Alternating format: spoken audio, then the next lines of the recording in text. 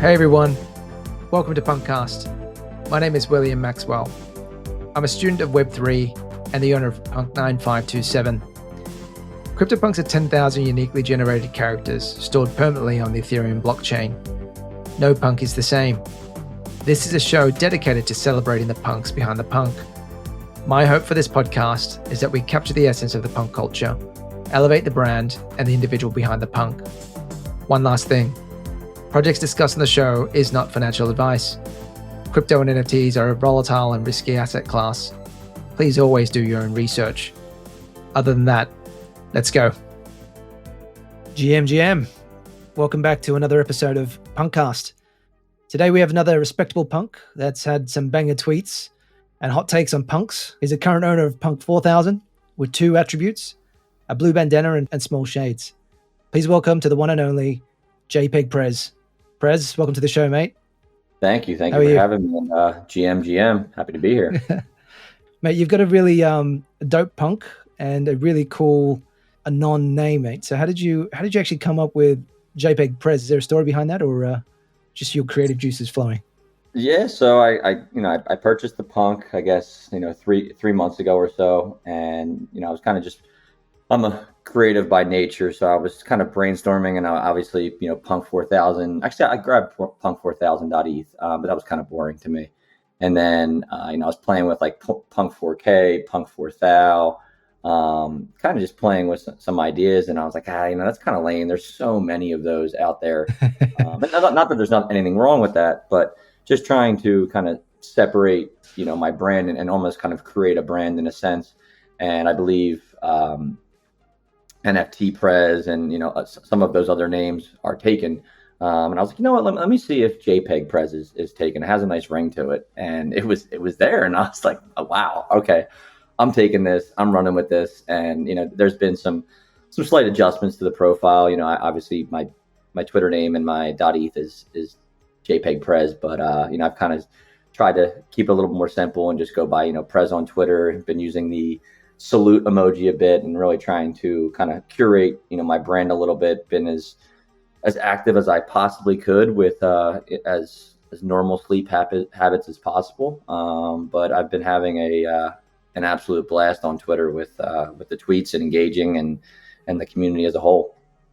No, mate, you definitely have got that presidential air about you on crypto Twitter, mate. Didn't Gordon Garner just follow you yesterday or something?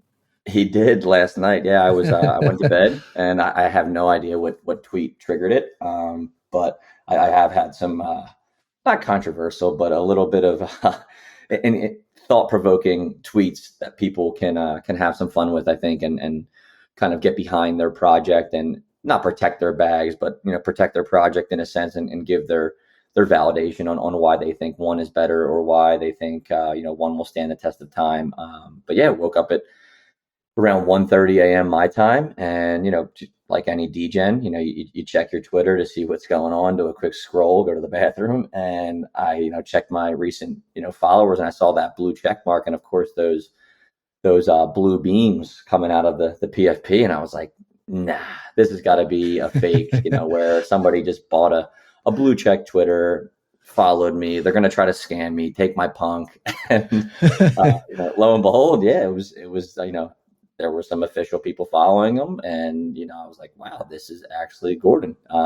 Pretty sick. So yeah, it was not a bad Wednesday early morning to wake up to.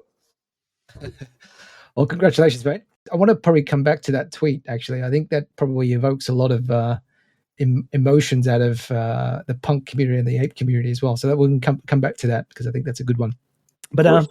But I guess just for everybody that's listening, could you just maybe introduce yourself and I guess a little bit about your background, where you studied, where you grew up, and a bit of context in terms of how you got here without actually doxing yourself? Sure. So I've been in sales for roughly 8 years. Outside of NFTs, but the work that I was in was a lot of grinding.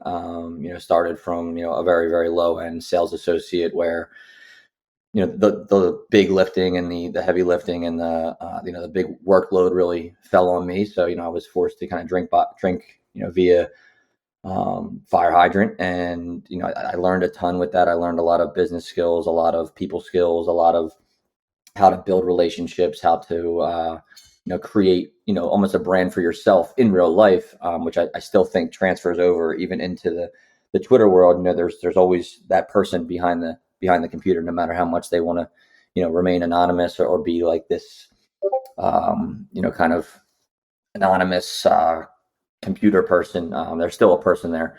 So, taking that and, realizing, what was coming with NFTs. I kind of saw it last, I guess it was the winter of 2020, I think winter of 2020 when NBA Top Shot kind of got pretty big. I got involved with that, did pretty well, got some series ones, sold some of them at the top, some of them I held too long, made out pretty well.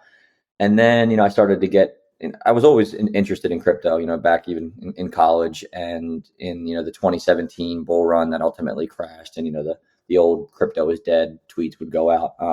So I always had a pulse on it, but I never really got, fully engaged until, NBA Top Shot. And then ultimately kind of the summer of, the spring, summer of NFTs. I did miss, unfortunately, Bored Ape Yacht Club. I did have a colleague who told me to get in at 0.5, didn't get in at 0.5, told me to get in around 1 ETH, didn't get in around 1 ETH. And then ultimately when the Kennel Club was releasing, I believe they were about 3 ETH at that point. And I was not priced out, but a little bit uncomfortable to be throwing that kind of a bag at NFTs at that point. I probably, obviously looking back, I should have bought as many as I possibly could, probably taken out a loan. But I did not. But that's okay. I was doing, pretty well in real life, and, got involved in a few projects, did pretty well, flipped my way up to, enough where I could purchase, my punk, and I made some other purchases, got involved in Moonbirds. I had a few mutants at one point, ultimately sold off some of those, pretty much all of them. I do hold, a shared Moonbird at the current moment, as well as an Oddity, and a few other NFTs. They're not in my current wallet just because they're shared. They're in a separate ledger that I share with a friend. But I'm still involved, still looking. I feel like the market at this time, with everything going on the outside with the macro, the SEC, the Feds, it's a little weird. And again, not financial advice, of course, but I feel like the ETH price point will go a bit lower, and I feel like there will be some great entry points into some of these blue chip NFTs in the very near future. I don't know the exact timeline, but I get up every day. I log on to Twitter every day. I'm scouring Twitter. I'm scouring OpenSea. I'm keeping tabs on everything that's going on. So I'm definitely not gone. I'm definitely still here. No, amazing. And so I think your sales background and branding is actually sort of translating through. I think you speak quite well on Twitter, and I think you're getting a lot of engagement from that as well. And more importantly, I think I really enjoy them because a lot of them are very punk sort of focused as well. But and then I think you spoke about NBA Top Shot. So was that your sort of first entry into sort of NFTs? That was. And I guess everybody has kind of their own take on whether that's, truly an NFT or not, because it's not truly on the blockchain. But that was definitely my first taste at, owning a moment or owning, something in a digital format, which I thought was very, very interesting. And also at the same time, hard to wrap your brain around, just because, there was a clip of, LeBron James making an awesome dunk, and you could go and watch that same clip on YouTube. And it was I think for anyone who grew up in the YouTube age or the digital age or anything like that, it was tough to understand how I owned that moment. And I think in NBA Top Shot they missed the mark a bit with utilizing their partnership with the NBA, and there was no real utility with these moments. If you could have, had a discount at the NBA store, or access to exclusive tickets, or raffle to tickets, or something, anything, that by me holding these moments, even if it was the more rare ones that got me, a higher opportunity or a higher percentage, I feel like they just kind of let that go by the wayside. And, by that time, NFTs started coming out, and, airdrops and staking, and, ultimately tokens started, becoming the new hit. And Yeah. it kind of just fell, I feel like. Just along that journey then, so a couple of questions. So one is, how did you, I guess, discover NBA Top Shots? And two is, when did the penny really drop for you around the concept of NFTs and sort of digital ownership? Like, how did you mentally sort of get through that?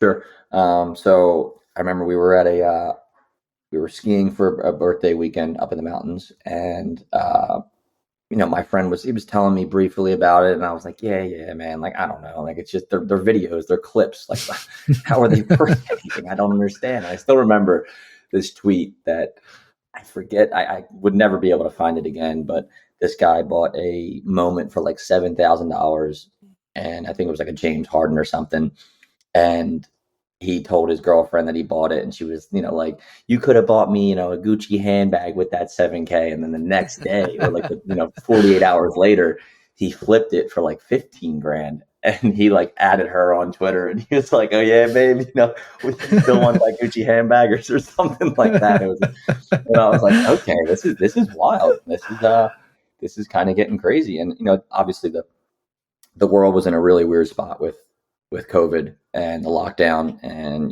there was these checks being sent out in the United States, and people had money, people were kind of throwing around money. It was a very, very, I think, unique and almost lightning in a bottle time for NFTs and NBA Top Shot. And I had that friend, and then another friend who really got involved in NBA Top Shot prior to him. He kind of got him involved. And that's when, I got the first downloaded Discord. I got the invite to the Discord, started engaging with a few bigger NFT communities. The one, I think that one was made by Moon Overlord. That one was very, very instrumental in me kind of understanding, NFTs and the value and, ownership. And that's where it started to kind of click a little bit. I was still kind of just seeing it as like almost like a little bit of a Ponzi scheme, a little bit of a get rich quick, who's the last one to sell, kind of leaving that last person with the bag, which a lot of times that is the case with many of these NFTs. It is kind of who's first in, who's first out. Obviously if you diamond hand some, it turns out to be really well. If you hold on too long, it can end pretty badly. Totally. Just it's interesting. You were talking about Moon Overlord. What was that? Was that just a random degen sort of hangout spot for people just aping to random projects, or did Moon Overlord actually have some sort of context in terms of why everybody was in the Discord? Yeah, he started I still remember he put out the tweet, and he was like saying how this is like, it was like the first alpha channel that I really joined or found. Gotcha. Where they had crypto general, they had NFTs, they had NBA Top Shot, they had just pretty much everything and anything that you were looking for as a true degen. So it was a lot of every morning people were in there, and I remember there were some bigger names in there that were talking about projects, whether it was are we getting involved in like duckies, or like these random projects that I'm sure are dead and gone. But I still, one of my first ones that I really got involved with was, what was it? It was NFT London or something like that. It was this generative art project that got super hyped up. Yeah, the London Gift. London Gift. Yeah, do you remember that one? Mate, I bought an absolute bag of those things because it was for the EI, to celebrate the EIP 1559 burning mechanism that they just launched, right? And so it was to commemorate that. Yeah, I remember those. They still sit in my bag. They're not going anywhere. I don't think anyone wants to buy them. Yeah, which is, that's very, it's so interesting. Like those were so hyped up, and that was generative art. Another one that I still think has a chance to at some point come back is the crypto art, where are you familiar with those? Where it's like blocks of all very, very important times on like the Ethereum blockchain.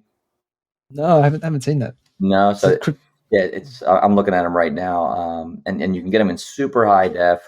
It's it's basically represents the block numbers of a time period on the Ethereum blockchain, and it's super cool looking. They're very, very like very interesting. I mean, I guess to some people they could be a little bit boring, but some of them have some really nice color schemes, and they are a very, very, I think, big part of NFT and generative art and crypto history, just because they literally are history in an image. yeah. So who knows? Maybe they make a run. Is it crypto art? ARTE? Is that the one? Yes. Yeah. Okay. Yep. Yes, I do remember these actually. They were floating around on crypto Twitter Yeah. a while back. And you can download them, and once you have them in a crazy, crazy high def version, which I think is again like really cool. You can have these displayed on your wall in your house. Once we get to that point, when there's displays. It's kind of funny, right? Like, were you into art before NFTs?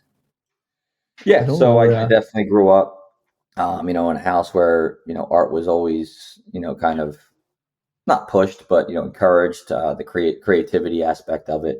In school, I loved art. I loved painting. I loved drawing. Okay. I loved, creating, any type of art really, whether it was paper mache or oil painting or water painting. I didn't really love water, but I really did like pencil and shading and kind of creating that. So I grew up definitely around art. So I appreciated like the Fidenzas. Like I think those are absolutely some of the most stunning pieces of generative art you've ever seen, and I'm kind of excited for this this drop today. I'm hoping QQL. Yeah. Are you gonna mint? We'll see. We'll see how deep it goes. I put out a little tweet yesterday just to, I like gauging the people's interest. I like seeing what people think and getting feedback. I think that's important. Why use Twitter? Why have this social platform if you're not engaging with the people that you're on the platform with? If you're not having these conversations, so many people get offended, or if you say, why do you think that? People think you're attacking them. Like, no, I'm just genuinely curious why you think that. I don't know. We'll see. Those, Dender's is definitely a classic sort of gen art piece, but QQL actually looks like some real beautiful pieces coming into that too.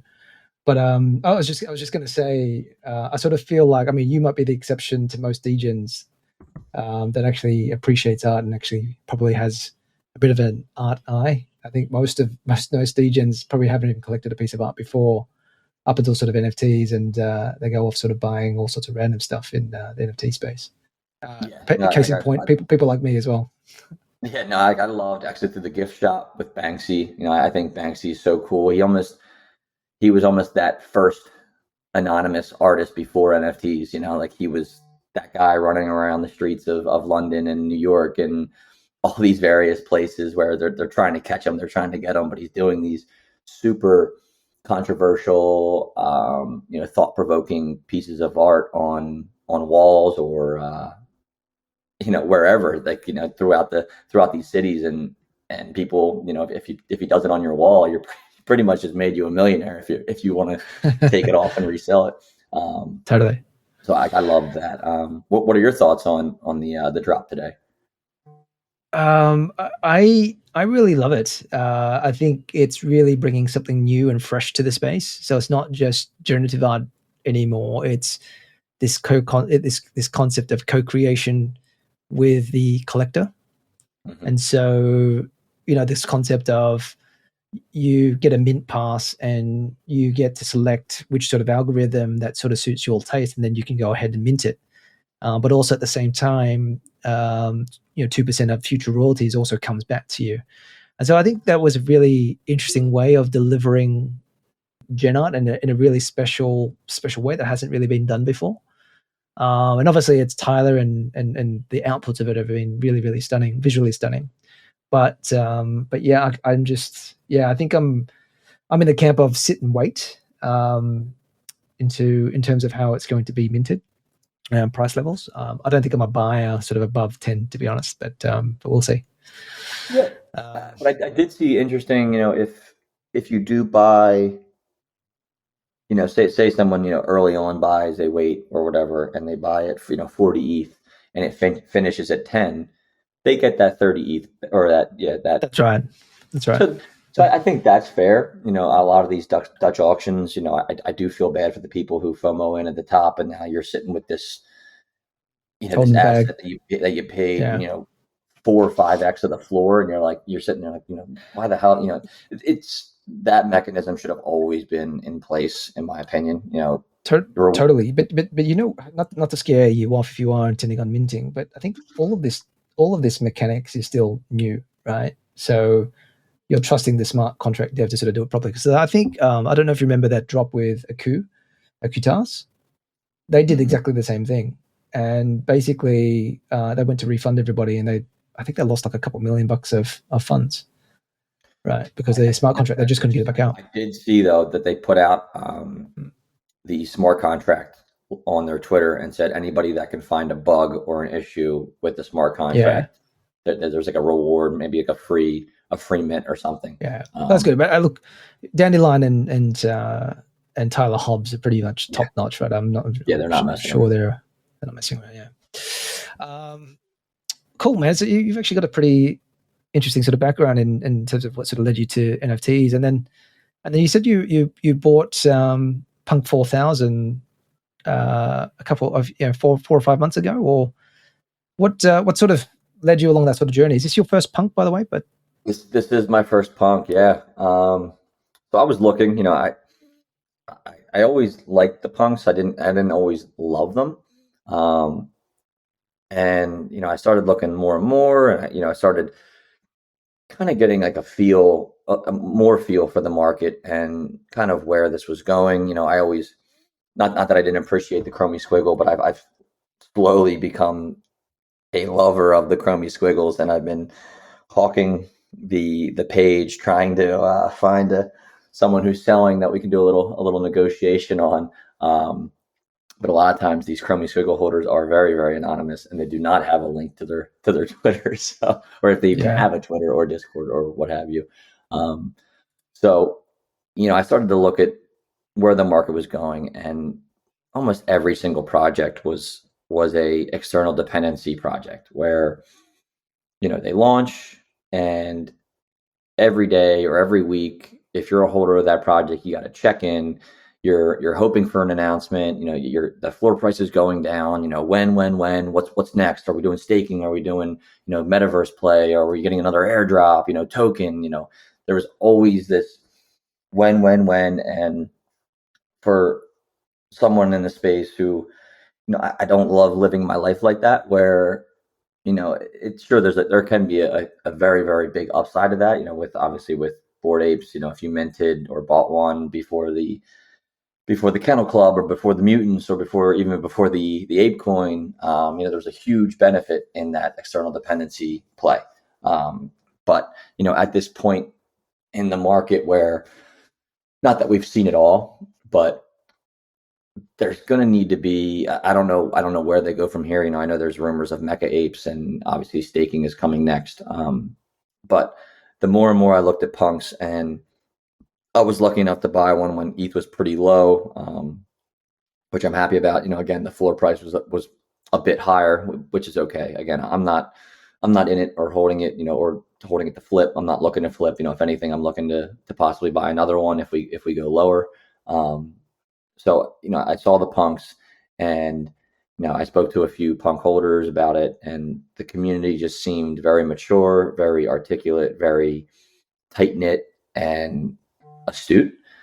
And I love that about it. No disrespect to any other community. But I feel like they're in it for the long haul, and they're not the right reasons, but the reasons of owning a piece of history and a piece of art that is super, super instrumental in this whole run that we're going on, this whole new age that we're embarking on. So, the more I looked into it, and then I saw Punk4000, and I love the number. I love the shades. I love the bandana. I love like just the aesthetic, everything about it. It was super clean. It was me. I needed it. And I found the owner, and we negotiated, and I was able to get it, thankfully. Man, it is a really super super cool punk. And Punk4000, I think that number just reminds me of almost like Terminator, like a T2000 type of name, which is really cool too. Did you look at any other sort of specific traits, or did you just go bandana shades? This is me.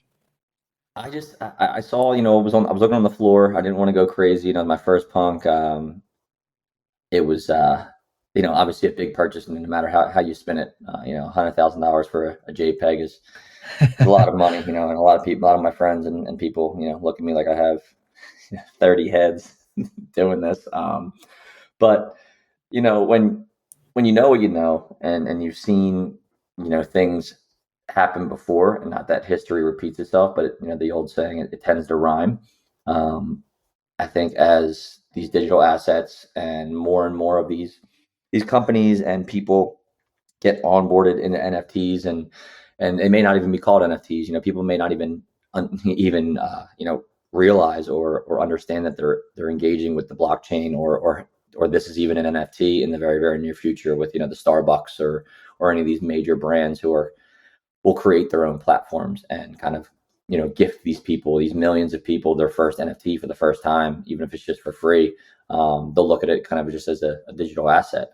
And with these punks, they are not for the masses.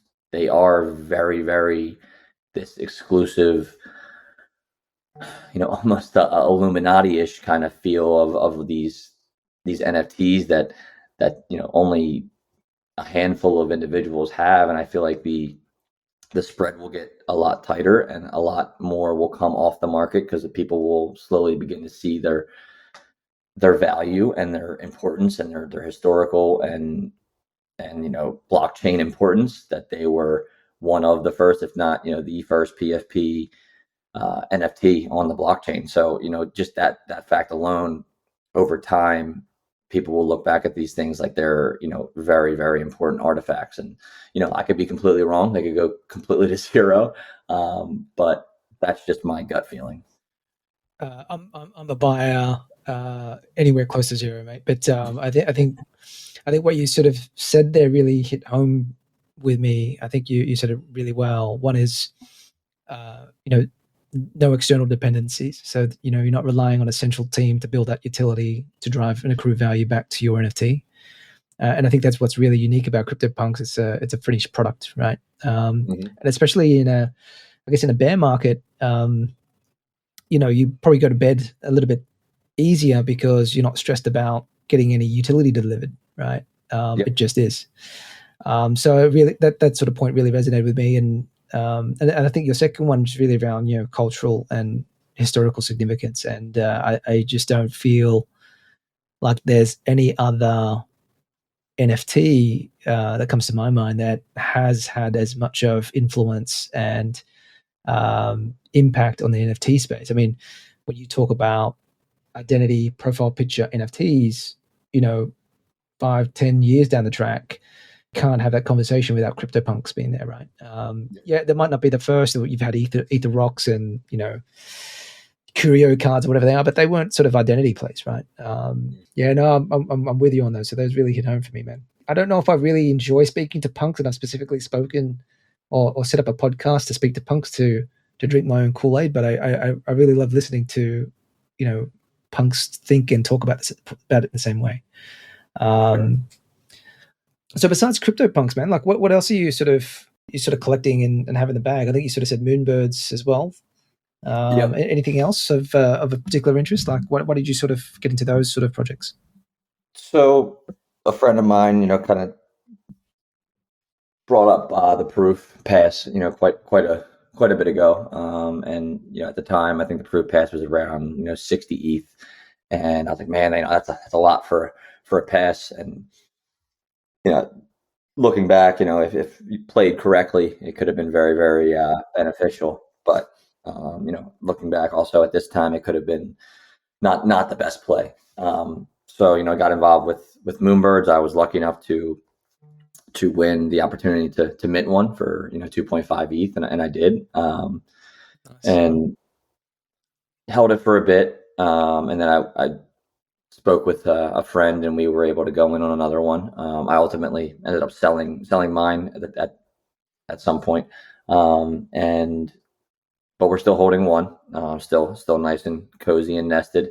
But for me, I really do want to start getting a little bit more into the generative art, which is a big reason why I am excited for this Hobbs mid today. I do want to see keep tabs on it, see where it goes, see if I can possibly get myself one, because the art is absolutely stunning. And who knows, if ETH goes down a little further, I may be a buyer of a Fidenza. It's, again, I feel like the Fidenzas are a huge part of generative art history as well. Those were something that went absolutely nuclear at one point. They were sitting at a very, very affordable rate, and then they weren't. And I don't know if that's the last one. I doubt it's the last one that'll happen to.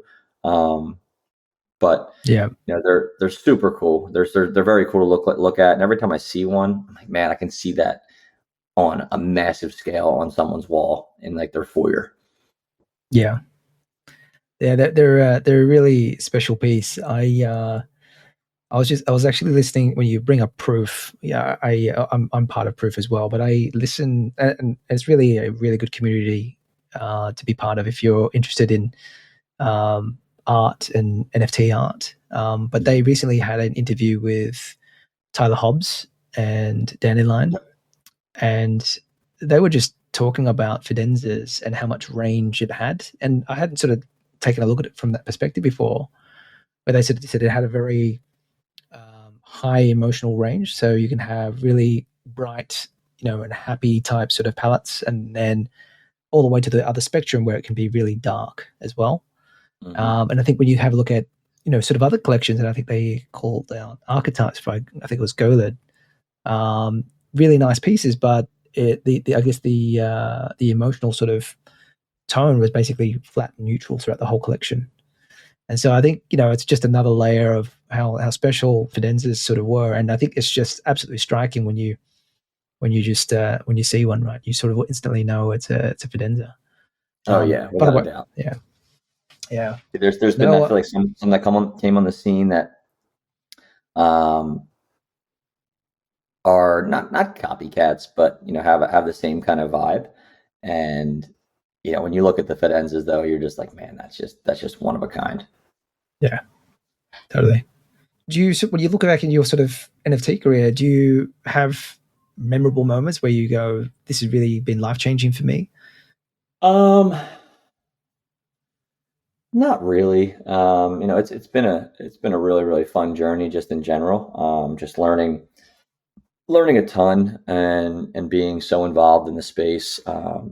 Helping out, some onboard some friends has been really, really cool. Friends that I never thought would be interested in this, that got involved and fell in love with, the art or the technology or the, aspect of Web3. So I think just the whole ride has been, a blast for me. I really enjoyed meeting new people, meeting people even just on Twitter, connecting with people on Twitter, continuing to build, those connections. I think has been super important for me, and very, very, very, very fun, honestly. Even attending the punk event this past week in New York City was awesome. Getting to meet a lot of the punks in real life. I'm super excited for the next punks brunch. Hopefully Noah and the rest of the Yuga Labs punks team puts together something incredible for the punks in the near future. I think that's super important. Showing that Yuga does really care about the punks and what this community has to offer. Hopefully I can get over to New York one day and join you guys. But are there sort of any sort of NFTs you should have sold or held a bit longer that you should have, or any sort of losses that you sort of regret? I think we all have those. it's always easy to look back and, hindsight's 2020 always, right? So, I think almost everybody in this space either wishes they held on a little bit longer or they sold a little quicker, or, it's damn near impossible to time the top, especially in this space. So, Totally. I don't regret anything. I take it with, learning.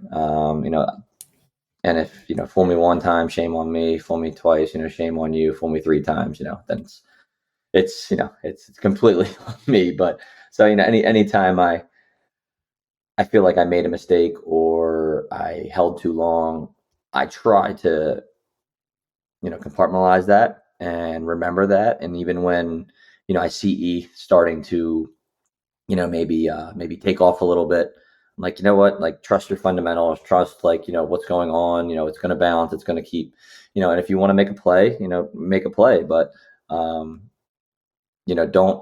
make a play on FOMO, don't make a play on, anxiety or feel like you're about to miss out on something or it's about to go to all-time highs, because, 9 times out of 10, it's not. Maybe that one time you get lucky, but I think acting with your emotions is one of the worst things that you can do in this space. Sage advice and very, very stoic advice, mate. I wish I could sort of say the same. I keep beating myself over a lot of things, but cool. And so when you're looking across sort of crypto Twitter, is there do you have like a sort of a favorite punk that you sort of follow, or that you think that's dropped a lot of knowledge and insight for you? Yeah, of course, man. Maxwellx, gotta go follow. Besides me, of course. No, I really like DC Investor. I know he's kind of peeled back a little bit with some of his tweets, but DeFi is always a great follow. He's he's been in the space for a long time. I think a lot of these guys, not that they're burnout, but they've been here since the beginning, if not even before that, back when people were paying outrageous amounts of money for those crypto rocks. But he's a good one. Farouk, he's no matter what you think or feel about him, he's a grinder, man. He's always showing up. He's doing his morning shows. Same thing with NFT Nick. They're doing their morning shows every day, daily. They're still showing up during this bear market. So, I think there's a bunch of really good punks out there to follow. I know a lot are very reclusive, but there are still a lot out there that are grinding daily. And a lot of times those punk holders are also Bored Ape holders, and they're just rocking an 8 PFP, which is totally cool. I love the opportunity to intermingle with punks and apes and mutants, and I think that's good for the space. I don't think making that separation and keeping everybody separate is good at all. That's very well put and said, Prez. I think we need to be a little bit more inclusive in the space, right? You sort of feel, and I sort of feel it from, I don't know if you get a lot of Bitcoin maxis on your sort of Twitter feed, but it's getting a little bit toxic on some of those elements, right? And I'm sort of thinking sometimes that I might be a little bit toxic, shilling punk sort of culture and everybody else and imposing that on everybody else when they might not necessarily like it either. So cool. And then if you could, just before we sort of wrap up, if you could just pass on a single message to the next owner of your Punk 4000, what would you like to say to them? It ain't happening. Beautiful answer. No.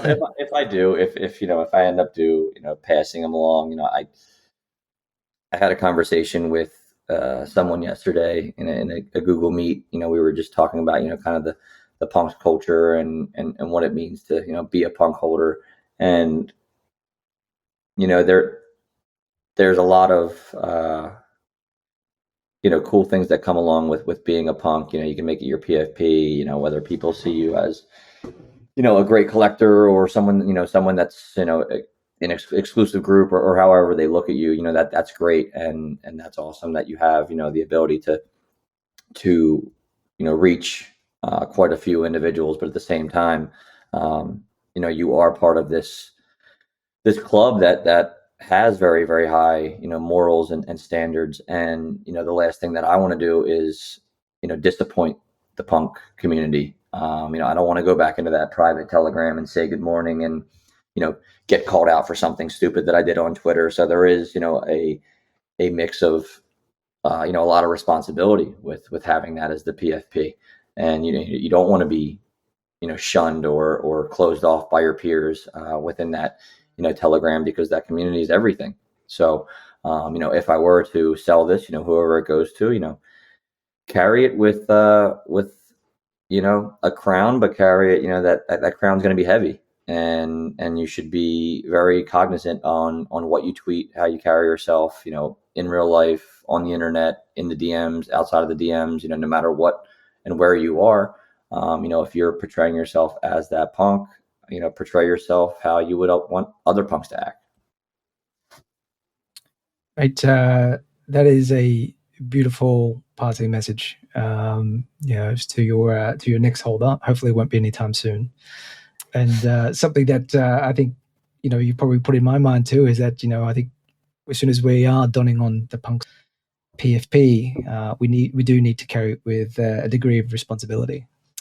Cool, man. So I guess that's basically sort of it for our sort of show. But any sort of final closing comments? How can people sort of find you? Anything you want to share with anybody? No, yeah. If you like what you're hearing or want to follow me on Twitter, I would love that. If you have creative ideas and you're posting quality content, even if you're just funny and you're shit posting some good stuff, I'm always down for a good laugh. Doesn't always have to be dead serious. Doesn't always have to be analytical or talking about the market. Could be generally you're just a funny guy, and I like laughing, and I think a lot of people do. So there's plenty of ways to target an audience on Twitter. So if you want to shoot me a follow, I would greatly appreciate it. It's JpegPrez, JpegPrez, and go ahead and follow my man Maxwellx as well. Awesome. Thank you so much, JpegPrez. I salute you, sir. And thanks everybody for listening. And that's a wrap for the PunkCast for today. Cheers. Awesome. Thank you for having me.